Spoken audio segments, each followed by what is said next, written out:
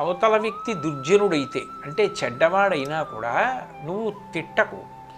ఎందుకు తిట్టద్దని చెప్తున్నారంటే లోకంలో కేవలము దుర్జనుడు కేవలము సజ్జనుడు అని ఉండే అవకాశం ఉండదు.